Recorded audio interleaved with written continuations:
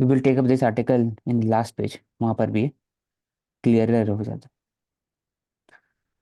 Decoding India's economic realities.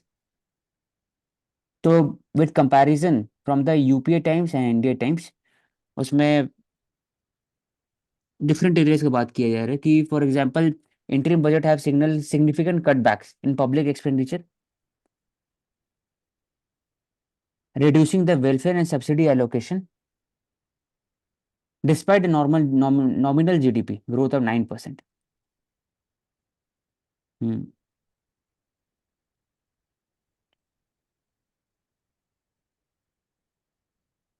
The revenue of GDP center receive non-tax revenue. Non-tax revenue में कौन कौन से आते हैं Mansi? Non-tax revenue. Non tax revenue में सपोज कोई फीस कलेक्ट करनी है तो दैट इज अ नॉन ठीक। Tax revenue. या डिसइन्वेस्टमेंट का जो रेवेन्यू होता है वो भी नॉन टैक्स रेवेन्यू है। डिसइन्वेस्टमेंट से जो गवर्नमेंट को मिलता है, गवर्नमेंट को डिविडेंड्स मिलते हैं on the part of RBI जो ट्रांसफर करता है हमेशा सेंट्रल गवर्नमेंट को एनुअली। वो हम्म। सब नॉन टैक्स रेवेन्यू है। तो कंपैरिजन, अच्छा कंपैरिजन पिछले 10 साल में, इसमें बोल सकते हैं कि physical situation complicated by debt liability. दूसरा कि fuel fertiliser subsidy have fallen as a percentage of GDP. और दूसरा कि share of GDP, health expenditure as share of GDP has no change in last 10 years, 10-15 years. उतनी ही रहे, जबकि बढ़ना चाहिए। This can be taken. Gross tax revenue showed minor improvement, or overall revenue mobilization strategy, it has increased. That is, indirect tax have been increasing. GST rollout, excise duty में petrol product, CBDT data से पता चलता है. Positive tax payment have increased. Hmm लेकिन corporate tax collection have fallen as a share of GDP from 3.5% था, अभी 2.8% है।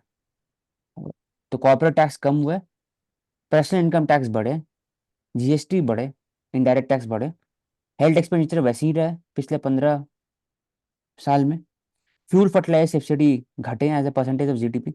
तो कुछ डेटा है लेकिन।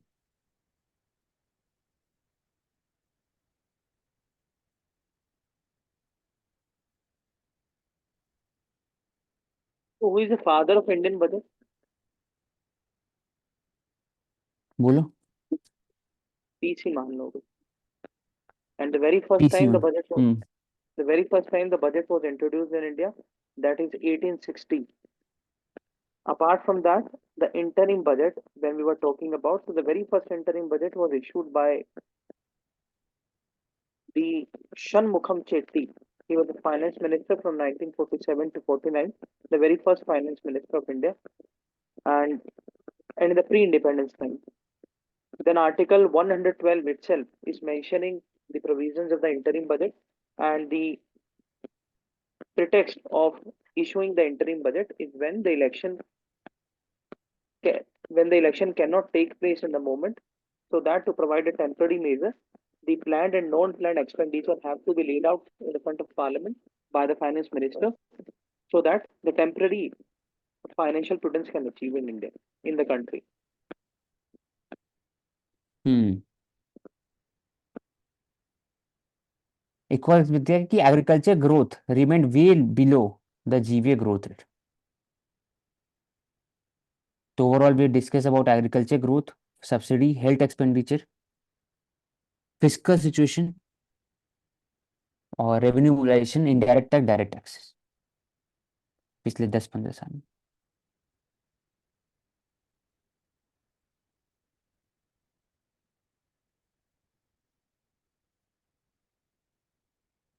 X PM Chaudhary Charan Singh ji have been given Bharat Ratna.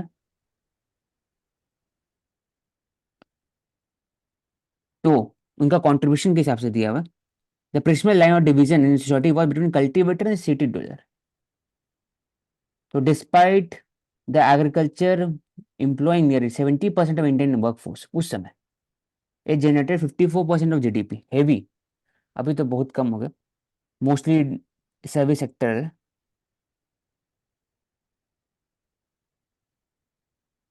He was struck by 1961 survey that only 11.5 IAS officer had agriculture family background, while 45% had father who were government servant back then.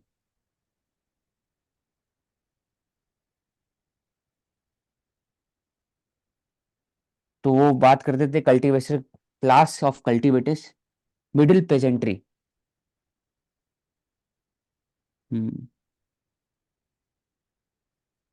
Three major legislation that transformed the agriculture economy UP during his tenure. UP Jamindari Abolition Land Reform Act 1950. He did away with the zamindar who paid taxes to the government from the land that they owned themselves. It replaced zamindari agrarian system with new social order based on peasant property, owning and cultivating family size system. तो जमीन abolition जमींदार land reform, उसमें उन्होंने ये legislation पास किया था. UP consolidation of holding act 1953. It talked about the landowner to have a scattered plot consolidated by swapping parcel of equivalent quality with other farmers in same village. उसे collectivisation बढ़ सकता है, the land will be more productive.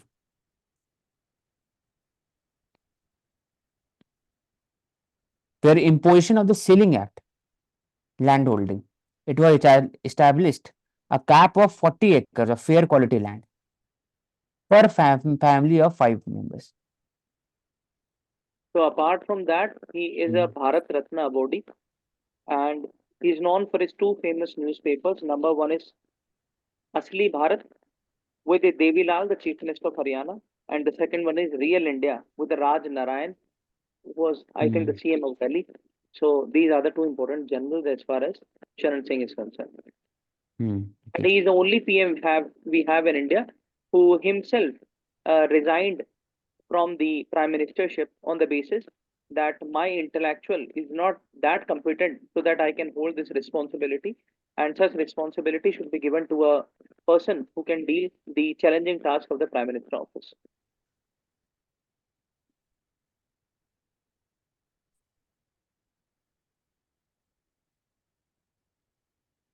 How women can be represented in politics.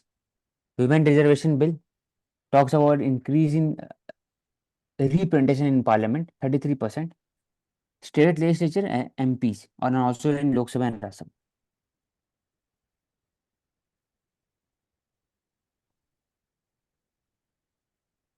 तो उसमें बात किया कि success of the rate of women candidate of the BJP remain 45%, much lower than the male candidate. Congress में देखा जाए 32% है. क्यों ऐसा होता है? ऐसा political parties are not enthusiastic about giving ticket to more women candidate. The voter did not seem to keen on electing women candidate either from BJP or Congress even after women reservation bill was passed that created the talks regarding the reservation of women in the legislature. Voters seem to prefer male candidate to female candidate. इसलिए the political party may be reluctant to give tickets to women candidate. Why mandatory quota within the party may not be way forward. जैसे बात हो रहा था quota system, it was two types कि आप seat को reserve कर दें या पार्टी के अंदर में टिकट में रिजर्व कर दें. There should be some form of quota कि आपको वुमेन को ही देना पड़ेगा. तो उसका एग्जांपल यहाँ पर आ गया, एक स्लाइड क्रिटिसिज्म.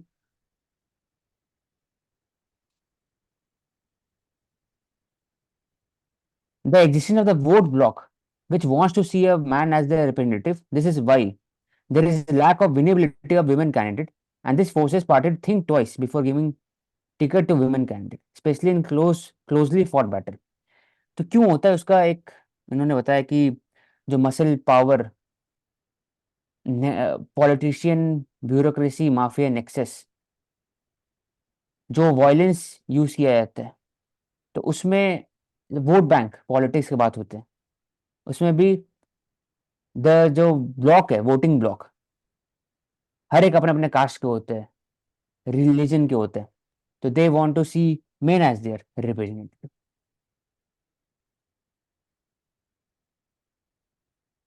जैसे Congress has awarded 40% of the ticket to women candidate Uttar Pradesh election, लेकिन उनका उसके कारण हाई रिप्रेजेंटेशन ऑफ वुमेन नहीं हुआ। In this first pass the post system, if one party provides a gender quota, it does not incentivize other parties to follow the suit, क्योंकि proportional representation नहीं।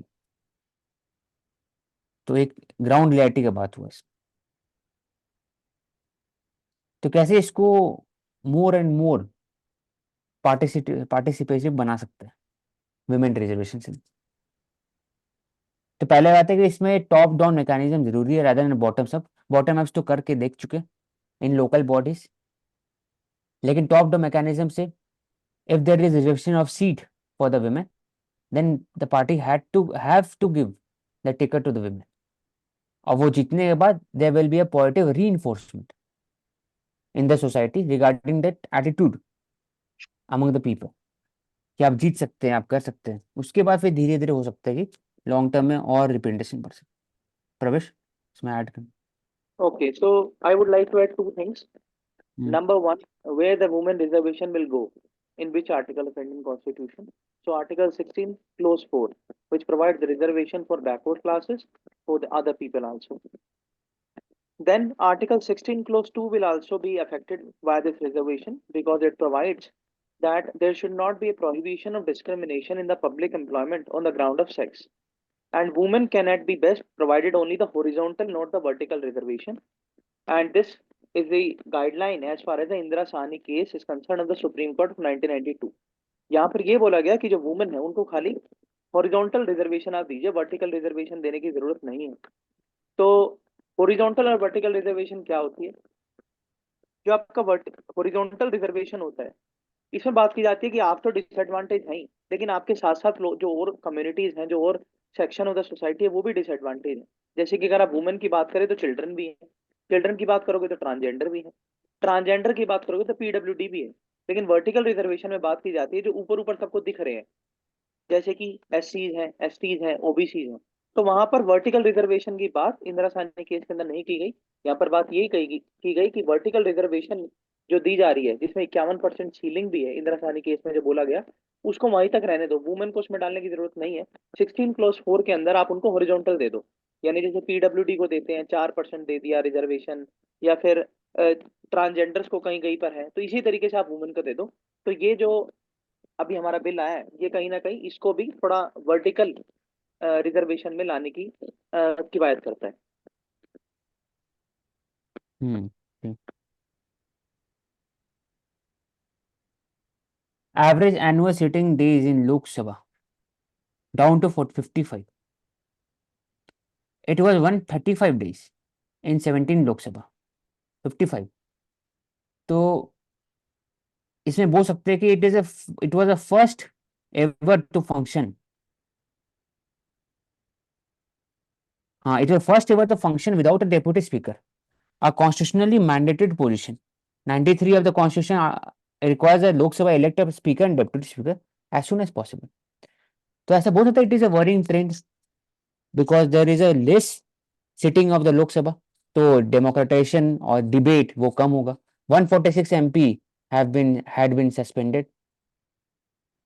तो जो ओवरऑल होना चाहिए debate and discussion in the Lok सभा regarding matter in national importance, या फिर कोई भी बिल के ऊपर में चर्चा होना चाहिए, वो कम हो रहा है over the years. We can quote 55 days, 135 days घट चुका तो इसमें हम देख पहली सकते बार। हैं 17th लोकसभा है, ये हमारी 17वीं लोकसभा है जो बैठी है, जो हम्म अभी 2 महीने और बैठेगी। तो ये 1952 से लेकर आज तक की सबसे कम बैठी गई लोकसभा है, हम्म क्योंकि यहाँ पर अभी बताया गया कि बहुत कम 55 दिन ही बैठे हैं। तो पार्लियामेंट के लिए कॉन्स्टिट्यूशन कहता है कि आपको कम से कम साल में 120 दिन तो बैठना ही पड़ेगा लोकसभा के लिए, और 2 सेशन कम से कम आपको कराने पड़ेंगे। तो ये वायलेशन है उस कन्वेंशन का। दूसरा ये कि अगर हो रहा है तो क्या करें, हर पॉलिटिकल पार्टी के जो विप हैं उनको थोड़ी ज्यादा पावर दे कि अपने एमपीज का कंडक्ट जो है आप उस पर निगरानी रखिए, और पार्लियामेंट्री प्रिविलेज जो है उनका ध्यान रखिए। इसके बाद जो स्पीकर है और जो चेयरमैन है दोनों हाउसेस के अंदर, उनको भी जब वो एडजर्नमेंट कर रहे हैं तो एडजर्नमेंट सिन डाई ना करें, एडजर्नमेंट एक डेट के साथ करें और रिटर्न थोड़ा अकाउंटेबिलिटी रखें कि आपने क्यों कर रहे हैं। और ह्यू एंड क्राई जो है अगर जो होता है सेशन के अंदर, तो एमपीज की जिम्मेदारी तो है ही कि वो शांति से डिबेट होने दें, लेकिन सबसे ज्यादा जिम्मेदारी स्पीकर की भी है, चेयरमैन की भी है, क्योंकि he is the soul authority to decide the decorum of the house, and in case he is not able to do so, then it puts a question mark on his designation. So therefore the accountability of all the MPs as well as of the speaker should be ensured, and the character as a value should be realized, should be visualized by all the MPs when they are sitting in the new Parliament of India, so that the country can reach to the global heights. Hmm. I wanted to ask one thing. इसमें लिखा है 17th Lok Sabha which concluded on Friday. तो I guess it has ended या फिर कुछ और चीज है. Yeah, it would have ended. Hmm. Sitting has Okay. ended, but the Parliament has not ended, Prerna. The Parliament जो will only end when, budget session था वो एंड हुआ है, इसलिए ये लिखा yes. गया है। Okay, thank you. और इसमें एक और एक वर्ड लिखा है, only 16% of the total bill we refer to the standing committee for the parliamentary scrutiny. This is lower than the corresponding figures of the previous Lok Sabha. तो जो पार्लियामेंट्री स्टैंडिंग कमेटी होते हैं हर एक डिपार्टमेंट से रिलेटेड, तो उसमें 16% of the bill have been sent. बाकी 58% of the committee, bill were pass within 2 weeks of their introduction without much debate and discussion. क्या हुआ प्रवेश? मैं बोल रहा था कि स्टैंडिंग कमेटी जो है उनकी भी मेंबरशिप 31 होती है, तो उसमें भी दोनों तरीके के इंसान होते हैं, मेजोरिटी पार्टी के यानी गवर्नमेंट के भी होते हैं, ऑपोजिशन के भी होते हैं। तो स्टैंडिंग कमेटी के भी अंदर इशू हम देखते हैं, जैसे कि अगर हम बात करें parliamentary committee on science and technology, वहां पर जो एलिगेशन है कि आप गाली देकर बात कर रहे हैं ओपोजिशन के लीडर से, मंत्रियों के ऊपर, ऐसा भी एलिगेशन है। तो उसकी भी, वो भी standing committee null and void पड़ी है। जो डाटा प्रोटेक्शन बिल की हम बात करते हैं, जो आधार बिल की हम बात करते हैं, सारे बिल उसके अंदर पेंडिंग पड़े हैं सिर्फ इन्हीं एलिगेशन के बिहाफ पे। दूसरी कमेटी हम एग्जाम्पल लेते हैं, पार्लियामेंट्री कमेटी ऑन पेट्रोलियम। वहां पर हमारे यहाँ साउथ दिल्ली के ही एमपी हैं, I will not take the name, and there is another MP of opposition party of BSP from the Garhmukteshwar, that is the Hapur district. He has allegation and he has also reached out to the High Court and the Supreme Court that MP from Delhi has alleged me, and उन्होंने मुझे गाली तक दी है। तो इस तरीके से गाली गलौज जो स्टैंडिंग कमेटी में देखने को मिलता है, which is again curtailing the importance of the standing committees which are enshrined in the constitution. फिर दूसरा कि प्राइवेट मेंबर्स बिल के हिसाब से बात करते हैं तो 7 to 729 वे इंट्रोड्यूस, पास तो दूर, only two of them we discussed, बस दो पर डिस्कशन। तो overall 3 areas which we have to think on.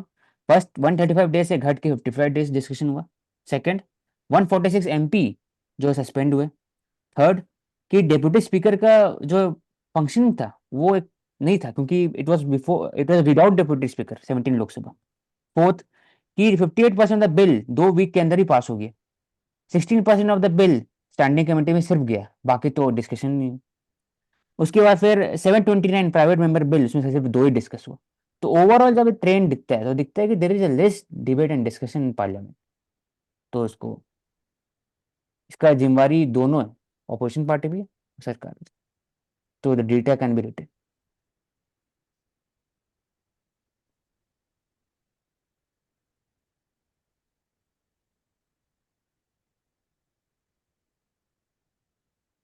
बस इसमें इंपॉर्टेंट फैक्ट्री एक्ट 1948। और यहाँ पर इमरजेंसी बेल होनी चाहिए लिफ्ट के अंदर, अगर लेकर जा रही है तो पैसेंजर्स के ऊपर लिमिट होनी चाहिए। अगर जो लिमिट, जो ऑर्गेनाइजेशन है जो लिफ्ट लगाते हैं, उनको कंपनसेशन और इंश्योरेंस करवाना चाहिए। तो ये सारी चीजें यूपी में एस्केलेटर के ऊपर है, क्योंकि वहां पर डेथ के मेरे को इंसिडेंट देखने को मिले। ओके।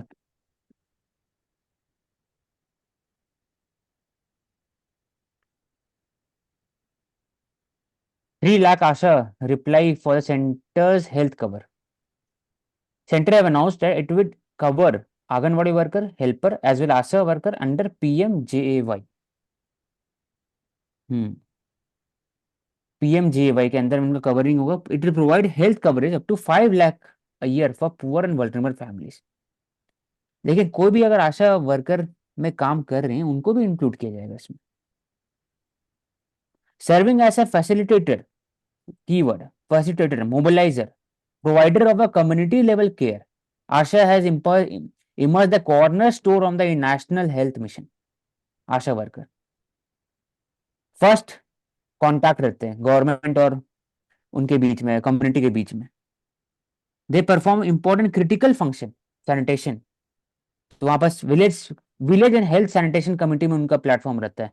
महिला आरोग्य समिति, community based planning monitoring under national health mission.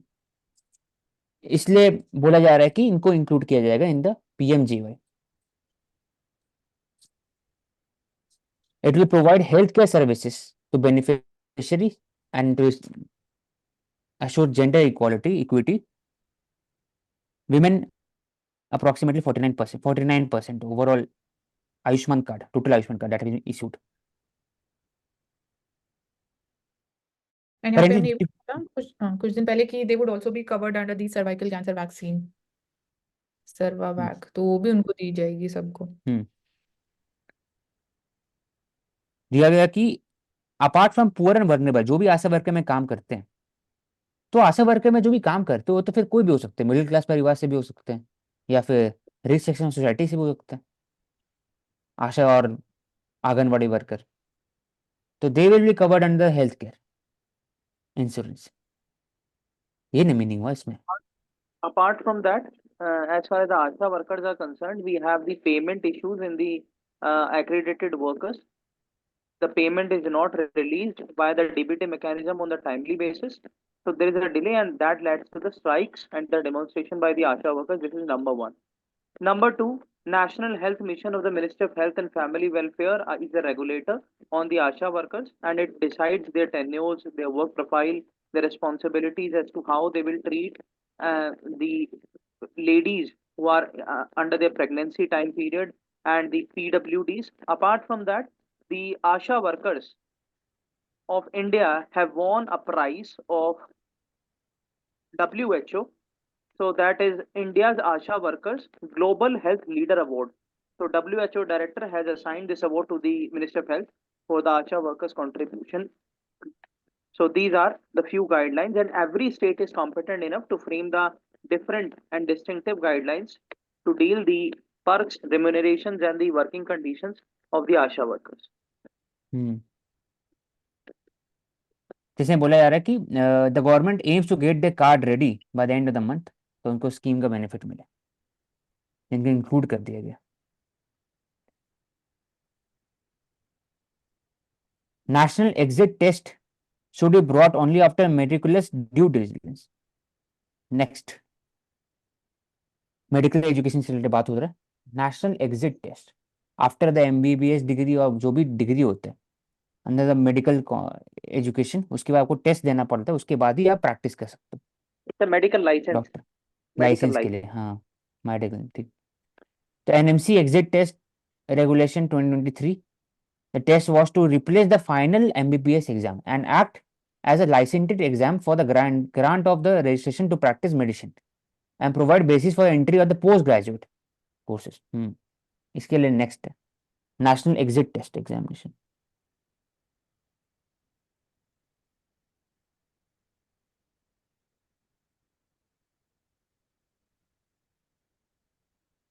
And it is written here, Oshik, in the last paragraph that striking is not an undemocratic. Striking is a fair and equitable balance in the striking या fair evaluation. दोनों के बीच में होना चाहिए। Success and fairness of the next exam, national exit test. Abu Dhabi से related recently a temple will be inaugurated by the Prime Minister Narendra Modi. UAE have become India's strategic partner or most important linchpin of India's engagement in the Gulf region. Pillars of ties देखा गया है। Global Green Credit Initiative, both India and UAE have co-launched. Trade $85 billion, third largest trading partner है India. UAE India के लिए। UAE and India have sign comprehensive economic partnership. Comprehensive economic सब चीज, FTA भी आएगा, सब labours reform, IPR, investment, manufacturing FDI में भी साइन किया गया। Fintech, RuPay card have been integrated in digital public infrastructure UAE में। Rupee was accepted as a transaction in Dubai port.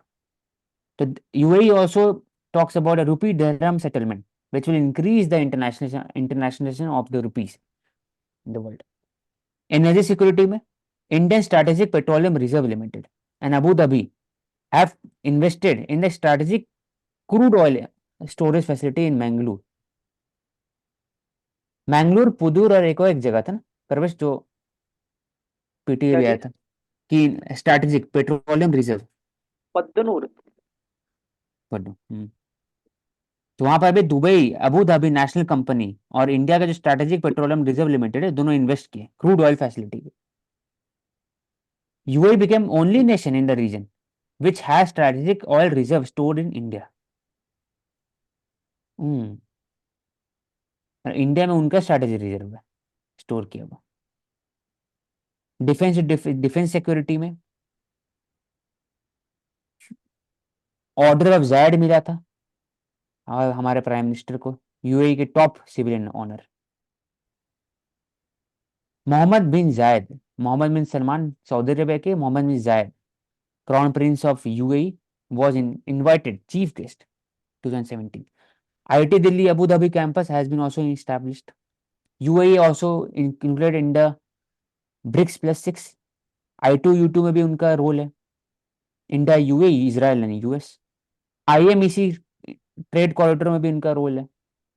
Strategic partnership, तो ये दिखाता है कि ग्लोबल लीडरशिप जो इंडिया लॉन्ग आने वाले 10 साल में एक तरह से लीड करेगा, तो उसमें यूएई का बहुत बड़ा हाथ हो सकता है। अच्छा था।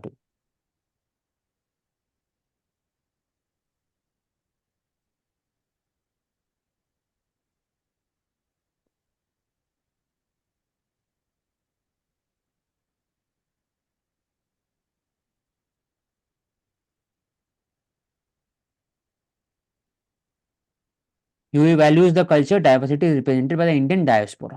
3.5 million population Indian diaspora in UAE अभी है।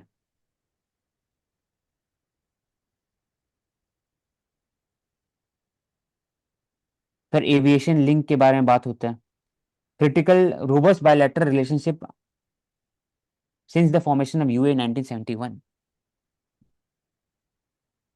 और दूसरा इंपॉर्टेंट कॉम्प्रिहेंसिव इकोनॉमिक पार्टनरशिप बात कर ले, सीपा। फिर लोकल करेंसी सेटलमेंट, जिसमें बात होता है कि promotion of Indian rupee and dirham, UAE dirham for cross border transaction.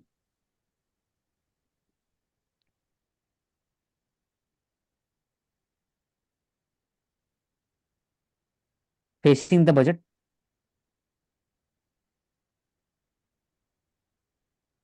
Keyword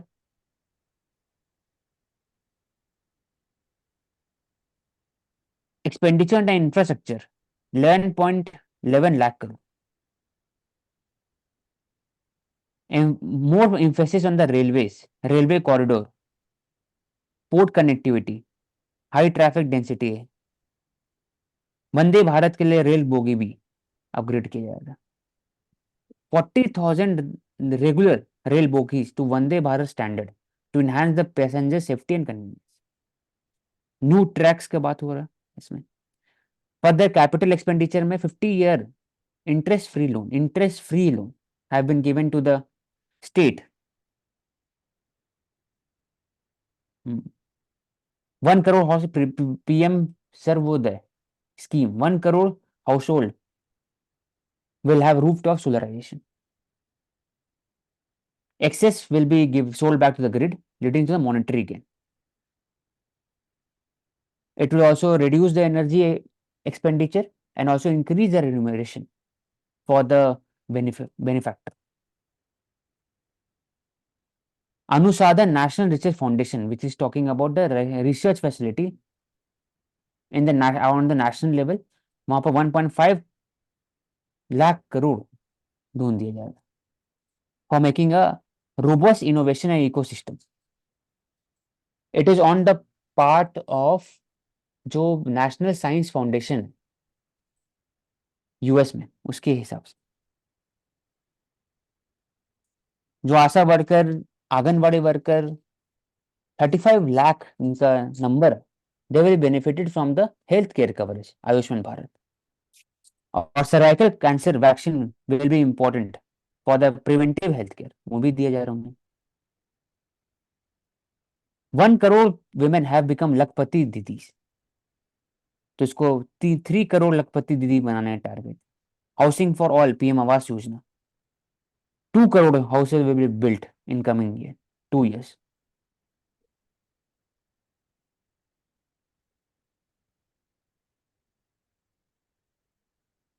तो ओवरऑल इतने सारे एरियाज में काम किया जा रहा है.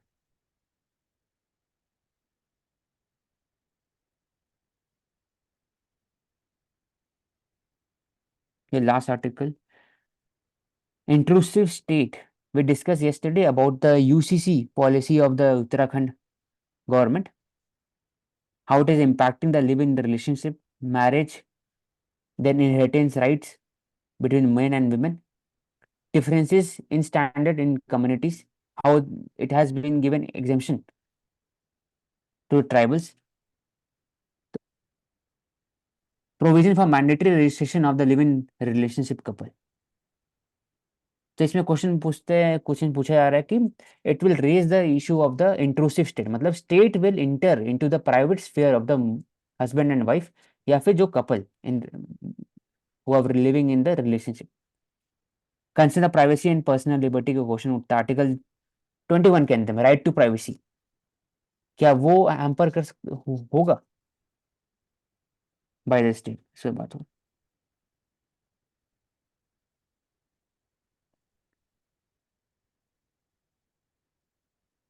जैसे intrusion of the state apparatus into the private life, that this type of protectionist approach is parochial and patriarchal. It intrudes into domain of privacy which has been recognized as a fundamental right in Buddha Swami's judgment, Right to Privacy 2017.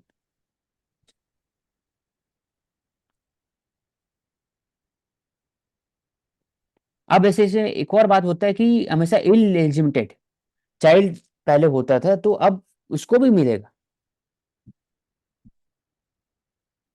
और जो women,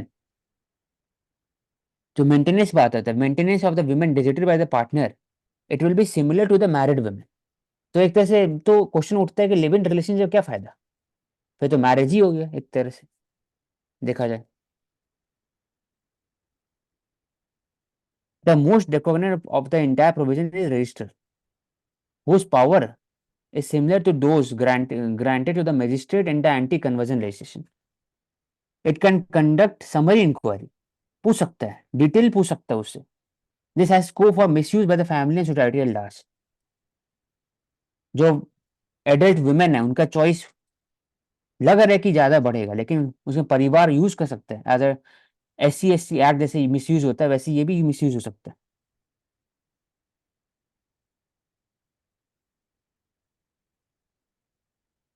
तो entire purpose of the live in relationship is totally negative.